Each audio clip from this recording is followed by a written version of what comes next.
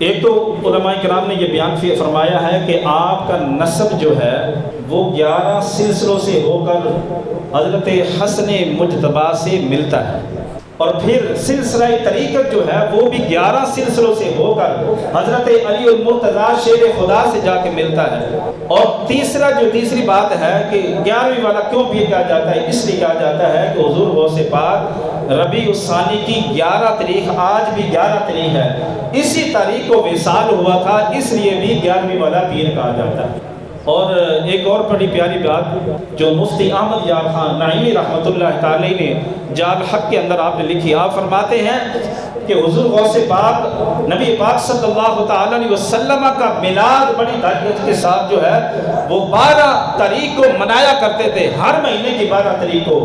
تو نبی پاک صلی اللہ تعالی علیہ وسلم نے اتنا نوازا، فرمایا اب تو ہماری 12ویں مناتا ہے اور لوگ تیری 11ویں منایا کرتے۔ مقصد کیا ہے؟ یہ بات تو سن لیا آپ نے۔ 11ویں شریف کی محفل کے اندر کیا ہوتا ہے؟ تلاوت کلام پاک، ثناخوانی ہوگی، منقبت پیش کر دی، قرآن پاک کی تلاوت ہوگی، اس کے بعد جو ہے بیان ہو جاتا ہے، لنگر پکا دیتے ہیں۔ لیکن آئیے میرے دوستو، چند منٹ میں اپنی جو بات ہے وہ بھی مکمل کرتا ہوں۔ تعلیمات جو ہیں وہ اس سے ہم دور ہیں۔ حضور غوث پاک تو یہاں تک فرماتے ہیں، آج جب ہم اولیاء کی تعلیمات سے اور خصوصاً حضور غوث پاک کی تعلیمات سے جب دور ہے نا، تو ہو کیا رہا ہے؟ ہماری ہر گلی کے اندر، ہر کوچے کے اندر کیا ہے جناب؟ جھوٹے پیر گلی گلی میں آ کے بیٹھ گئے ہیں، اور پھر وہ کیا کرتے ہیں؟ لوگوں کو نہ ان کو دین کا پتہ ہے، نہ نماز کا پتہ ہے، نہ منہ پر جو ہے وہ سنت مصطفیٰ کو سجایا ہوا ہے، نہ لوگوں کو دین کا بتاتے ہیں، بس نعرہ غوثیہ اور نعرہ حیدری کا نعرہ لگا کر اسی کو آڑے رکھ کر جو ہے، اسی کو آڑ بنا کر انہوں نے اپنے اڈے چلائے ہوئے ہیں۔ مقصد کچھ اور ہے، لیکن حضور غوث پاک رحمت اللہ تعالی علیہ کی جب تعلیمات پر عمل کریں گے تو آپ کی تعلیمات یہ نہیں کہتی ہے کہ آؤ تم جو ہے وہ بس یہی کام سنبھال لو اور پھر جو ہے ایسے پیروں کے پاس چلے جاؤ جو نہ خود نماز پڑھے، نہ نماز کا حکم دے، نہ خود شریعت کا علم حاصل کریں۔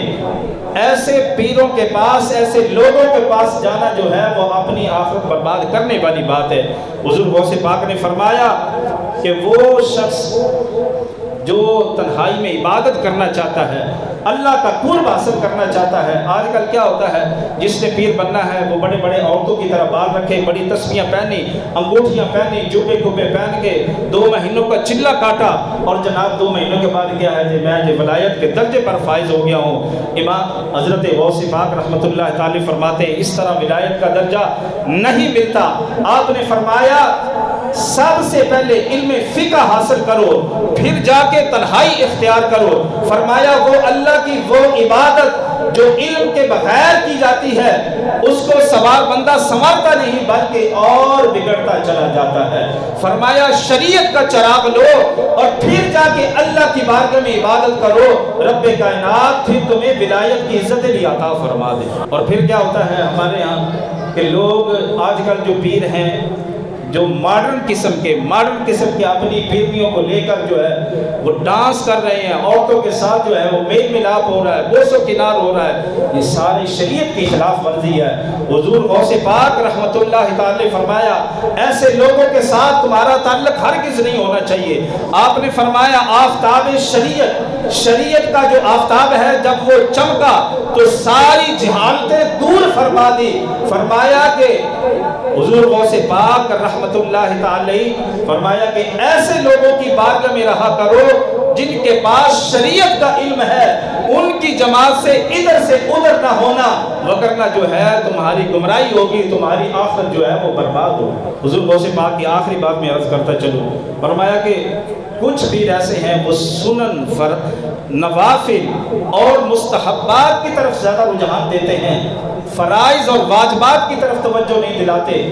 حضور غوث پاک ان کے بارے میں فرماتے ہیں یاد رکھنا ایسے لوگوں کی عبادات، ایسے لوگوں کی سنتیں، ایسے لوگوں کے نوافل، ایسے لوگوں کے صدقات و خیرات، حضور غوث پاک فرماتے ہیں سب سے پہلے فرائض اور واجبات کو ادا کر، پھر سنتوں کی طرف آ، نوافل کی طرف آ، مستحبات کی طرف آ، پھر یہ تیری عبادتیں قبول ہوگی۔ اگر تمہیں فرائض کو، واجبات کو چھوڑ کر سنتوں کی طرف لگ گیا اور نوافل کی طرف لگ گیا، مستحبات کی طرف لگ گیا، فرمانا تیری کوئی عبادت قبول نہیں ہوگی۔ تو میرے دوستوں، میں نے آپ کے سامنے چند ہی منٹوں میں مختصر میں نے عرض کیا ہے، لیکن جو تعلیمات ہے اس پر عمل کریں۔ حضور غوث پاک کا صرف نہیں ہے کہ لنگر پکا لیا، محفل کرا لی، کھا لیا اور ڈکار مارا اور چلے گئے، کیا فائدہ حاصل ہوا؟ آپ سمجھ رہے ہیں؟ تو اسی لیے ہم پر اعتراض ہوتے ہیں کہ یہ 11ویں شریف میں کرتے کیا ہے؟ تو لہٰذا تعلیمات کو عام کریں، تعلیمات سیکھیں کہ حضور غوث پاک کی تعلیمات کیا ہے۔ اللہ رب العزت ہم سب کو عمل کی توفیق عطا فرمائے۔